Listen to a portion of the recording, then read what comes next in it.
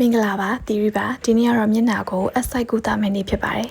စတာပါဒီနေ့သီရိကမျက်နှာကိုအသီးသေးတွေပါတဲ့ mask ကပ်ပြီးတော့ skin care လုပ်မှာဖြစ်ပါတယ်ဘာ mask လေးလဲဆိုတော့အခုနောက်ပိုင်းအရန်ကိုခက်စားလာတဲ့ reader shoot လေးတွေဖြစ်ပါတယ် reader shoot လေးတွေကိုသုံးတဲ့အခါကျရင်သူကကြတော့လေ micro needle ဆိုတော့ဒီလိုအသီးသေးလေးတွေနဲ့ထိုးသလိုမျိုးခက်ဆူးဆူးခံစားချက်မျိုးရတယ်သီရိသုံးနေတာတော့ VDR ထွက်တယ်ဒီ reader shoot လေးတွေပါသူ့မှာကြတော့90 100 300 900ဆိုပြီးတော့ရှိရပေါ့နော်ကိုက skin care နဲ့နည်းနည်းအလှမ်းဝေးနေတယ်ဒီလိုမျိုးမျက်နှာပေါ်မှာခက်ဆူးဆူးလေးဖြစ်မှာလည်းမဝင်မရဲဖြစ်နေသေးတယ်ဆိုရင်တော့90ရာနေစသုံးပါဒါအနှိမ့်ဆုံးပါပဲတကယ်လို့ကိုက skin care နဲ့အကျွမ်းတဝင်ရှိနေပြီးသား AC ပဲဆိုရင်တော့300လောက်ကနေစသုံးဖို့လည်း recommend ပေးပါတယ်ရှေ့မှာသုံးပြီးတဲ့တော်တော်လေးကိုသဘောကျနေရဒီနေ့လည်း90ကိုသုံးပါမယ်မျက်နှာကိုတေချာတန့်စင်ပြီးသွားပြီဆိုရင်6တွေ့အောင်သုံးပါပြီးပြီဆိုရင်ဒီ reader shoot အနှစ်လေးကိုမျက်နှာပေါ်မှာပုတ်ပြီးတော့လိမ့်ပေးပါဖိပြီးတော့ပုတ်ဆွဲတာမျိုးမဟုတ်ပဲနဲ့ပုတ်ပြီးတော့သုံးပေးနော်သုံးနေတဲ့အချိန်မှာမျက်နှာပေါ်မှာ